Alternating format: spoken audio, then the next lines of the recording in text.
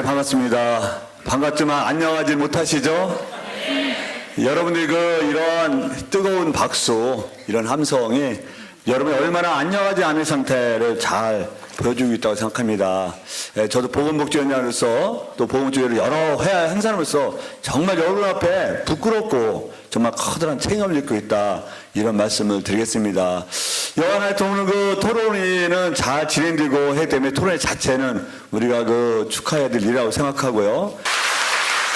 우리 안정선 의장님, 제가 한 5, 6년부터 계속 1년에 여러 차례 접촉하고 뵙는데 참으로 안타까워요. 우리 이제 박근혜 정부, 이명박 정부에서는 우리가, 저분들이 불통, 어떤 사회적 소외계층 내지 사회적 때문에 배려심이 부족하다, 이렇게 해서 우리가, 미를 핑계로 좀 있었어요. 그런데 하여튼 늘 안전선생님 너무나 여러 가지 고통을 정말 온몸에 안고 무거운 점을 어깨에 메고 있으면서 여러분이 정말 애써주시는 분이 안정선 의장님 아닌가 생각하고, 지금 고생하시잖아요. 그죠? 빨리 단식도 풀고 또 힘내라 라는 것을 안정선 의장님 안 계시지만 커다란 박수 한번 부탁드리면요. 두 가지 정도만 말씀드릴게요. 이 대한민국 사회가 이 문제를 해결하지 않으면 대한민국에서 미래로 나갈 수 없습니다. 여러 가지가 있지만 가장 커다란 문제 중에 하나가 비정규직 일용직 문제. 비정규직 일용직이 얼마나 많을까요? 대략 인구노동자 1960만 명쯤 되는데 정부 발표에 의한다 하더라도 644만 명, 32.8%입니다. 근로자 중에 3명 중에 하나가 비정규직 일용직이면 그분이 안정된 삶을 살 수 있을까요? 더구나 정규직의 50% 정도도 안 돼요. 중소기업 비정규직은 대기업 정규직의 한 27% 남짓하거든요. 대한민국 근로자 중에 3분의 1이 비정규직 일용직으로 고통받고 있다. 절대로 행복할 수 없습니다. 아무리 인장 지표가 높아가고 총 GDP가 세계 11위권을 하더라도 이 문제를 개정하지 않으면 절대로 우리 대한민국 사회에 앞으로 나갈 수 없다. 지속가능한 발전을 담보할 수 없다. 인류국가 선진국가 될 수 없다. 저는 그렇게 생각합니다. 두 번째, 대한민국 작년 인당 지표가 27,600불이었습니다. 총 GDP가 1조 4,110억 달러에서 세계 11위권 내지 12위권 했습니다. 엄청난 경제 대국이에요. 1인당 지표에도 정말 세계 200개 넘는 나라에서 29위고 총 GDP 11위권 정도 된단 말이죠. 1인당 지표를 우리 돈으로 한 사람 얼마 들까요? 한 3,200만 원 정도 됩니다. 3,200만 원 정도가 2.7인 가족을 쳐도 대략 한 8천만 원 정도야 평균 드는 거거든요. 근데 이렇게 평균이 없다고 그러는데 대한민국에 8천만 원 정도 연수득 받는 사람 또 어디 갔는 거예요 도대체? 예? 어디 있어요? 예? 이런 상태에 대한민국 1인당 지표가 하면 우리 돈 따라서 3,200만 원 될 때 정말 안타까운 것은 아까 말씀드린 한 1,960만 정도 근로자를 볼 때 100만 원 이하를 받는 사람만 해도 12.4%가 냅니다. 100만 원 이하. 100만 원 이하 받고 어떻게 살 거예요? 이분들은 75세 이상도 있고 80세 이상 어르신도 있을 수 있지만 여간에 100만 원 이하를 받는 사람이 한 10.4% 돼요. 100만 원에서 200만 원간 얼마나 될까요? 32.8%입니다. 무려 1960만 인구근로자에서 45.2%가 100만 원 이하 또는 200만 원 이하의 월급을 받고 있습니다. 이분들이 어떻게 점심에 나가서 곰탕도 먹고 설렁탕도 먹고 밥을 사 먹을 수가 있어요? 어떻게 소주도 먹고 맥주도 먹을 수 있죠? 근데 여러분께서 그 구간이 100만 원에서 200만 원에 있는 분들입니다.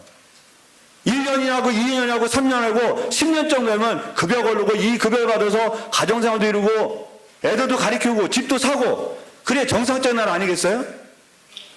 근데 어떻게 14년간 2004년에 137만 원 받던 안정선 회장님이 2017년에 155만 원 받는 거예요. 그럼 월급이 얼마나 많이 올겠어요? 물가상승이. 이거 고쳐야 됩니다. 이거 고쳐야 됩니다. 이거는요, 여러 가지 핑계가 소용없어요. 우리가 아동수당에 내년도 우리가 1조 1,000원입니다. 기초연금의 증액분에 한 1조 8천원 쓰거든요. 기초자산 수급자, 부양자 완화에 한 8천원 정도 씁니다. 이런 것도 중요하고 해야 돼요. 해야 되지만 고속도로를 하는데 2조 원, 3조 원, 철도에 몇 조 원 쓸 때 우리 1,000억 정도면 충분히 다 해결되는데 여러분 문제를 말로 우리가 정부에서 우리 국회에서 정말 절박한 심정으로 해야 된다고 생각합니다. 제가 여러분 앞에서 인기 영합하자 그런 쪽에서 말씀드리는 게 아니라 이거는요, 이걸 방치한다는 것은 범죄행위를 봅니다. 범죄행위. 어떻게 1년차 근무하나 14년차 근무하나 월급이 똑같은 호봉승급이 없고 가장 기본적인 거기다가 또 예산은 편성하지 않는 거예요. 우리 복지부 과장 나오셨는데 왜 기금을 거듭하냐 말이에요. 그러니까 우리 보건복지부에서 아무리 열심히 해도 이건 기금 문제다 라고 해서 피할 방법이 없는 겁니다. 왜 그렇게 하는 거예요? 그럼 기금을 운영한다면 우리 충분히 최소한 사회복지 종사자 인건비 가이드라인은 적용돼야 되는 거 아니겠어요? 네?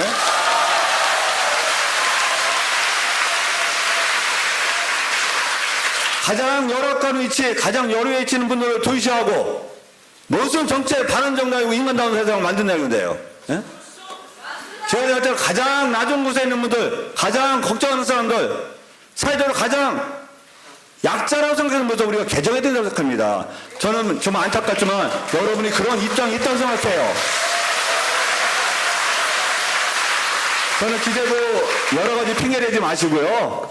도로 예산 몇 조, 철도 예산 몇 조, 수십 조 쓰는 거, 이거 1,000억도 안 걸리고, 더구나 당연히 이거는 개선에 대한 절박함과 필요성이 있다고 생각합니다.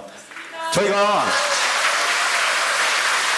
보건복지에서 할 예산 기금이기 때문에 일정한 한계가 있지만, 우리 존경하는 신기주 의원님 모시고, 김상 의원님 모시고, 검 의원님 모시고, 여러분의 상황이 관철될 수 있도록 안정선 이전과 함께 단식하는 심정으로 함께 싸우는 심정으로 하겠다라는 말씀을 드리고요.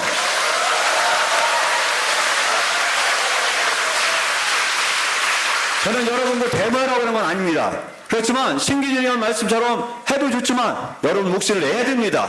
정당한 목소리를 내야 되는 게 민주주의 가장 기본적인 원칙이에요. 네. 여러분 목소리를 내고 기재부 앞에 데모도 하고 청와대 앞에 데모도 하고 보건복지부 데모하세요. 국회로 데모하세요. 네? 그래 여러분 목소리 정당한 목소리가 반영될 수 있는 거고 그래야만 해결할 방법이 더 쉽게 온다고 생각합니다. 저도 함께 하겠습니다. 네, 저희 차후를 절절하게 대변해 주신 양승조 의원님 참으로 감사합니다.